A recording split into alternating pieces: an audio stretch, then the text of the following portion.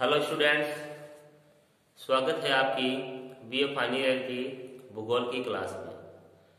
तो पिछले वीडियो में हमने ये प्राकृतिक प्रदेश हम पढ़ रहे थे, इसमें हमने ये जो उष्ण मरुस्थलीय प्रदेश है इनका अध्ययन किया था। और आज हम उष्ण मरुस्थलीय प्रदेश हैं इनके जलवायु, यहाँ के वनस्पति के बारे में जानेंगे। ये उष्ण मरुस्थलीय प्रदेश है जो कि लगभग विश्व के सभी ये जो विश्व के जो महाद्वीप है लगभग सभी में ये पाए जाते हैं। मगर जो यूरोप महाद्वीप है, यूरोप महाद्वीप, इस महाद्वीप में देखो मरुस्थल नहीं पाया जाता है। मरुस्थल नहीं पाया जाता है। जो यूरोप महाद्वीप है यहाँ कोई मरुस्थल नहीं पाया जाता है। और बाकी जितने महाद्वीप हैं, 6 महाद्वीप हैं, वहाँ मरुस्थल पाया जाता है। चाहे अंटार्कटिका महाद्वीप ही क्यों ना हो, वहाँ शीत मरुस्थल पाया जाता है। और जो शीत मरुस्थल है वो भारत में लद्दाख में पाया जाता है। तो विश्व के अनेक मरुस्थलों का अध्ययन हमने किया था और विश्व का जो सबसे बड़ा मरुस्थल है वो सहारा मरुस्थल है। आज हम इन मरुस्थलों की जलवायु के विषय में जानेंगे कि इन प्रदेशों की जलवायु कैसी होती है। वैसे तो आपको पता ही है क्योंकि हम खुद भी मरुस्थलीय क्षेत्र में ही रहते हैं।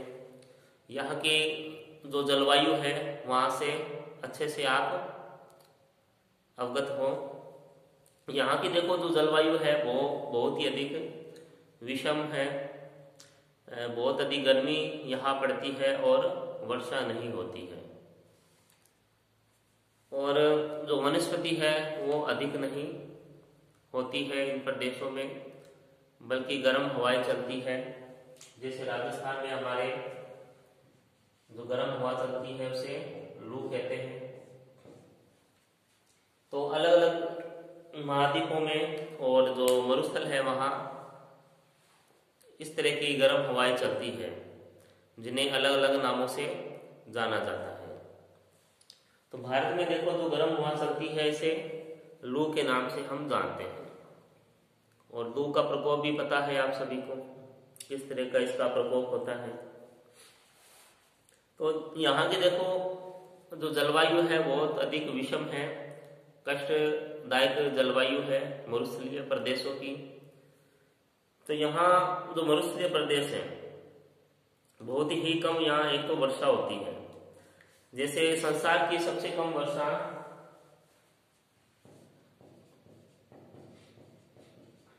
संसार की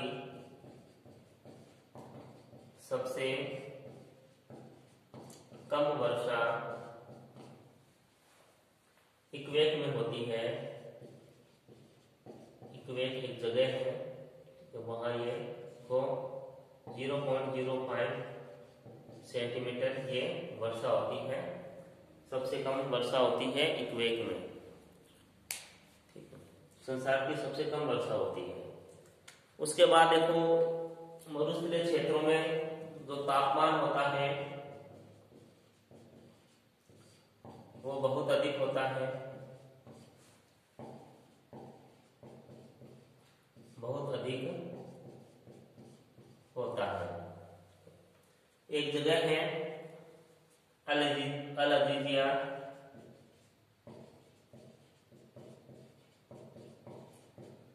यहाँ का जो तापमान है वो 58 डिग्री सेल्सियस रिकॉर्ड किया गया था 1922 में। 1922 में जो अल अजीजिया है, अल अजीजिया लीबिया में स्थित है। लीबिया एक देश है अफ्रीका महाद्वीप का। यहाँ अल अजीजिया एक जगह है, वहां पे देखो विश्व का सबसे गर्म तापमान है जो 58 डिग्री सेल्सियस था वो रिकॉर्ड किया गया था 1922 में, यानी लगभग 60 डिग्री के करीब आ गया था तापमान। और उसके बाद देखो इसका भी रिकॉर्ड टूट गया था। इसके बाद सबसे अधिक जो तापमान है वो कैलिफोर्निया में रिकॉर्ड किया गया था। ठीक है, कैलिफोर्निया में रिकॉर्ड किया गया था ये तापमान। और कैलिफोर्निया उत्तरी महाद्वीप का एक देश है, सॉरी उत्तरी महाद्वीप है। उसी ये जो यूएसए है उसका एक शहर है कैलिफोर्निया। यहाँ तापमान रिकॉर्ड किया गया था। उसके अलावा देखो जो दैनिक तापांतर है वो भी यहाँ बहुत अधिक पाया जाता है। इसके स्क्रीनशॉट खींच लो और साथ में जो नोटबुक है उसमें भी नोट करते जाया करो, आगे समस्या नहीं होगी आपके। तो इसमें देखो दैनिक तापांतर भी यहाँ अधिक पाया जाता है। दैनिक तापांतर, अब देखो दैनिक तापांतर क्या होता है? दैनिक यानी प्रतिदिन, तापांतर यानी तापमानांतर। जो दैनिक तापांतर है उसमें यहाँ अंतर होता है। अब जैसे ये जो क्षेत्र क्या है, रेगिस्तानी और मरुस्थलीय क्षेत्र है। रेगिस्तानी या मरुस्थलीय क्षेत्र है ये। तो यहाँ देखो दिन में तो क्या भयंकर गर्मी होती है, दिन में गर्मी। ठीक है, तापमान क्या रहता है? हाई रहता है, हाई टेम्परेचर यहाँ रहता है दिन में, गर्मी में। मगर जैसे ही रेगिस्तानी क्षेत्रों में रात होती है तो तापमान क्या होता है? डाउन हो जाता है। हम कहते हैं ना कि रातें ठंडी होती है। बीकानेर की तरफ ये जैसलमेर है, बाड़मेर है, जो मरुस्थलीय क्षेत्र है, या फिर अपना क्षेत्र भी ले लो, यहाँ भी रातें क्या कुछ ठंडी होती है। तो वो इसलिए होती है तो दिन में तो भयंकर गर्मी होती है, मगर रात में क्या जो टेम्परेचर है वो गिर जाता है। अब मान लो दिन में जो तापमान था वो मान लो 50 डिग्री सेल्सियस था, मगर रात में क्या गिर के क्या हो जाता है? 10 डिग्री सेल्सियस हो गया, यानी 40 डिग्री का अंतर आ गया। तो दैनिक तापांतर क्या है? ये अधिक हो गया। ठीक है, तो दैनिक तापांतर अधिक होने का अर्थ ये हो गया कि दिन में तो बहुत अधिक गर्मी है, मगर रात में कुछ ठंडी हो जाती है। कुछ क्या बहुत ज्यादा ही होगी, 10 डिग्री आ गया। तो उसके बाद जो हमारा दक्षिण भारत का जो भाग है, जैसे तमिलनाडु है, आंध्र प्रदेश है, केरल है, कर्नाटक है, तो इनमें क्या है? दैनिक तापांतर वो अधिक नहीं होता है।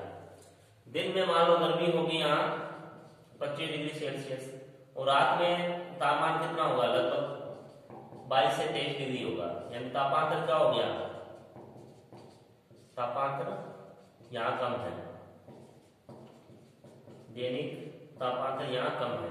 अब कम क्यों है? क्योंकि ये जो क्षेत्र है ये समुद्र के किनारे स्थित है, और समुद्र के किनारे जो क्षेत्र होते हैं वहां सम जलवायु पाई जाती है। ना तो अधिक सर्दी होती है, ना सर्दी अधिक, और ना गर्मी होती है। ठीक है, तो जो समुद्र किनारे जो क्षेत्र है वहां जलवायु का समकाली प्रभाव हमें देखने को मिलता है। देखो उसके बाद क्वेश्चन ये आता है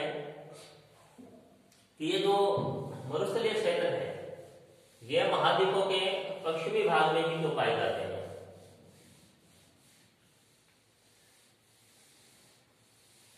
अब जैसे थार का मरुस्थल है, ये भी कहाँ है? भारत के पश्चिमी भाग में स्थित है। राजस्थान की लोकेशन कहाँ है? पश्चिम भाग में है, पश्चिम या उत्तर पश्चिम में। और विश्व के जो मरुस्थल है वो लगभग सारे ही पश्चिम दिशा में है महाद्वीपों के। ठीक है। तो इसमें कारण यह माना जाता है कि जो पश्चिम में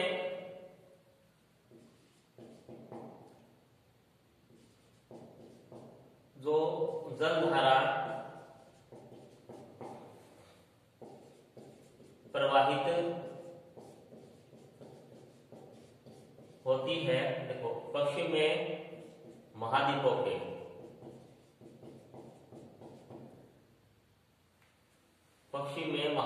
के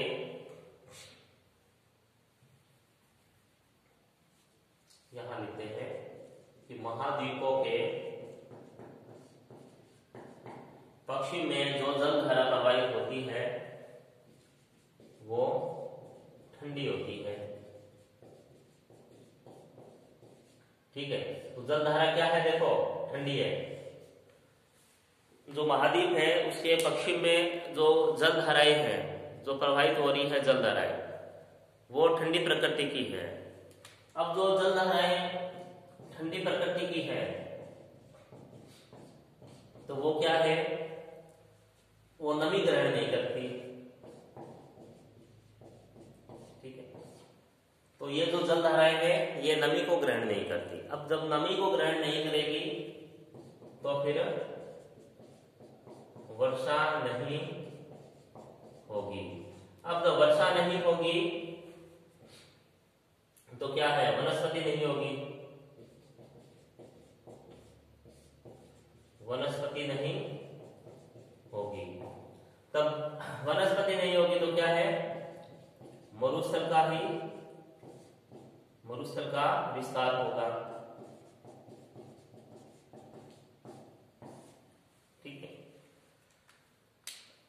तो जो मरुस्थलीय क्षेत्र है वो पश्चिमी भागों में इसलिए है महाद्वीपों के, क्योंकि जो जलधाराएं हैं वो ठंडी है, प्रवाहित होती है महाद्वीपों के पश्चिमी भागों में। तो जो जलधाराएं ठंडी है तो वो नमी को ग्रहण नहीं करेगी। जब नमी को ग्रहण नहीं करेगी तो वर्षा नहीं होगी, वर्षा नहीं होगी तो वनस्पति नहीं उगेगी, वनस्पति नहीं उगेगी तो वो जो क्षेत्र है वो क्या होगा, मरुस्थलीय ही होगा वो क्षेत्र, और मरुस्थल का विस्तार होता जाएगा। तो यही कंडीशन, जैसे उदाहरण के तौर पे अपने जैसे धार का मरुस्थल को लेते हैं। अब जो अरावली की जो लोकेशन है वो कैसी है, वो समानांतर है, जो मानसूनी हवाएं आती हैं उनके समानांतर है। तो जो मानसूनी हवाएं हैं अरावली पर्वतमाला के सीध से निकल जाती है समानांतर, उसे रोक नहीं पाती है वो, इसलिए जो पश्चिम भाग है उस तरफ वर्षा नहीं हो पाती है। तो इसलिए जो मरुस्थल है उनका फैलाव अधिक होता है। और उसके बाद देखो, ये तो था मरुस्थल पश्चिम भागों में क्यों है। उसके बाद देखो लेते हैं आंधियां। जो मरुस्थलीय भाग है वहां देखो आंधियां भी बहुत आती है, और आंधियों से आप अच्छी तरह वाकिफ हो। आंधियां, ठीक है, और लगभग 100 से 125 किलोमीटर प्रति घंटे की रफ्तार से ये जो आंधियां है ये चलती हैं। और उसके बाद देखो एक जीके में क्वेश्चन भी आता है कि राजस्थान के किस जिले में सर्वाधिक आंधियां आती है।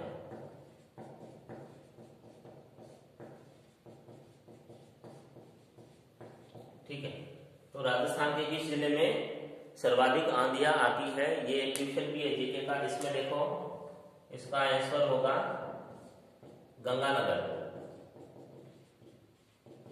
गंगानगर जो जिला है यहाँ देखो राजस्थान में सबसे अधिक आंधियां आती है। अब आंधी आ गई है तो हमें पता ही है कि जो आंधी आएगी वो पश्चिमी भाग में ही आएगी अधिक। तो तो मरुस्थलीय क्षेत्र है वहां आंधियां भी बहुत अधिक आती है। 100 से 125 तक इनकी जो गति होती है और इन्हें कई नामों से जाना जाता है। स्थानीय नाम है इन आंधियों के, कई नामों से। जो तेज हवाएं हैं, धूल भरी हवाएं हैं, इन्हें जाना जाता है।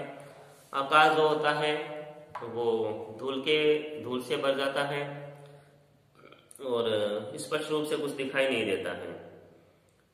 ठीक है, ये आंधियां होगी। उसके बाद देखो हम लेते हैं मिट्टी संसाधन। मिट्टी संसाधन देखो, रेगिस्तानी एरिया है तो मिट्टी कैसी होगी? बालू मिट्टी होगी, शुष्क क्षेत्र है ये। मिट्टी संसाधन,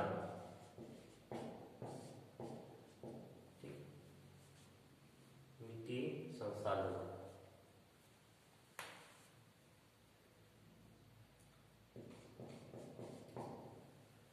तो मिट्टी संसाधन है रेगिस्तानी क्षेत्रों में। अब ये देखो, मरुस्थलीय मिट्टी है, उष्ण प्रदेशों के मरुस्थलों तथा अत्यंत शुष्क भागों में मिलती है। यह मिट्टी बलुई है और हल्के रंग की होती है। बलुई मिट्टी पाई जाती है यहाँ, बलुई मिट्टी होती है। देखो, बलुई मिट्टी, इसमें जीवांश नहीं होते,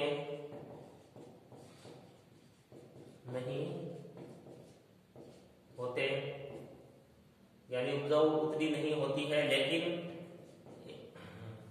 उसके बाद देखो, इसमें कुछ नमक भी होता है, मिट्टी में नमक पाया जाता है। ठीक है, अगर पानी उपलब्ध हो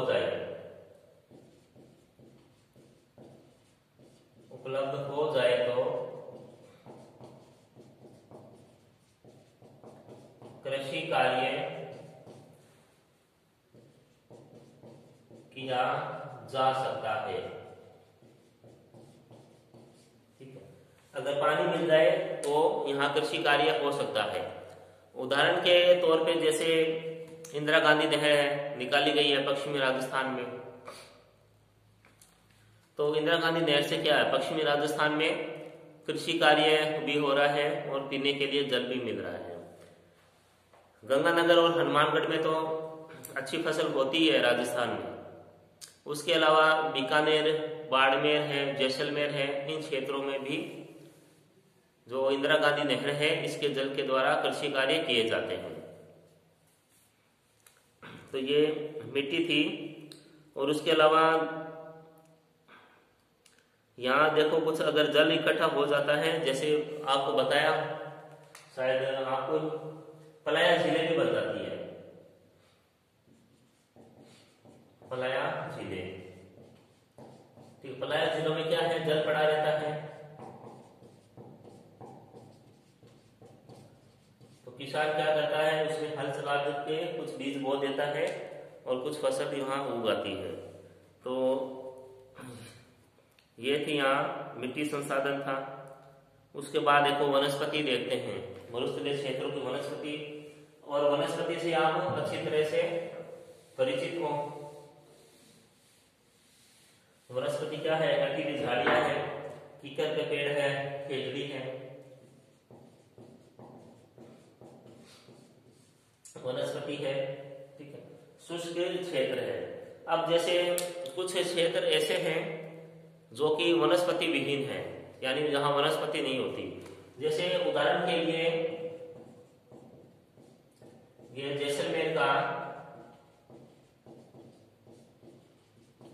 सम गांव है, जो क्या है, देखो वनस्पति विहीन है।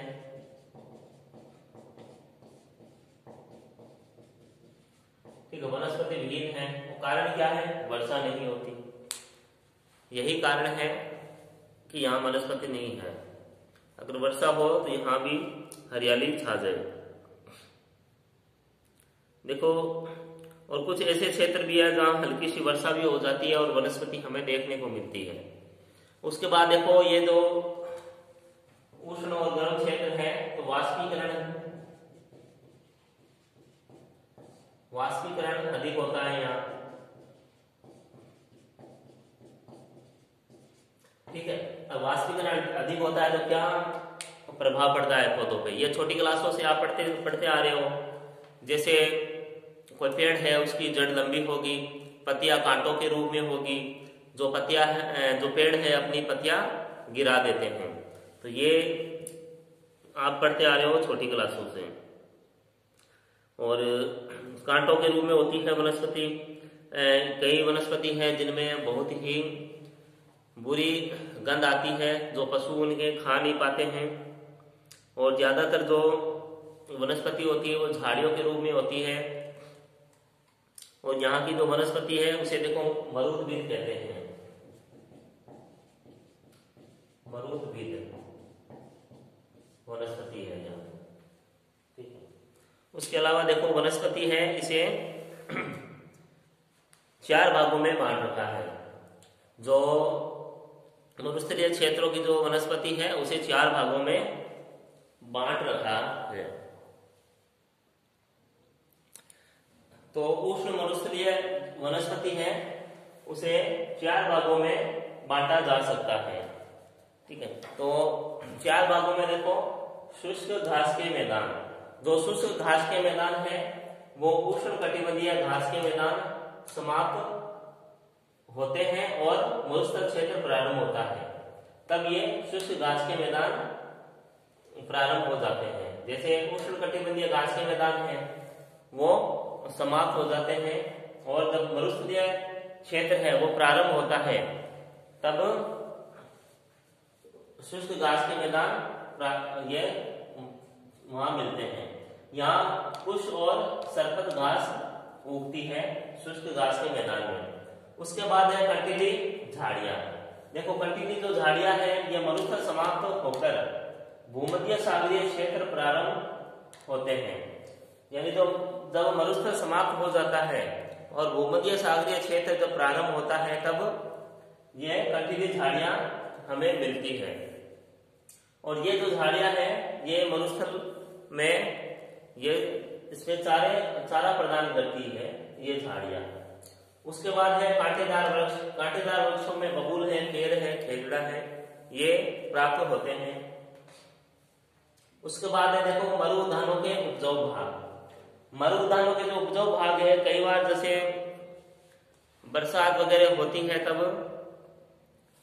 जो मरुस्थलीय क्षेत्र में कुछ जो सख्त जगह होती है वहां पर जो पानी है उसकी मात्रा मिलती है, लेकिन सख्त जगह होती है तो पानी का देखो नीचे रिसाव नहीं हो पाता, ठीक है।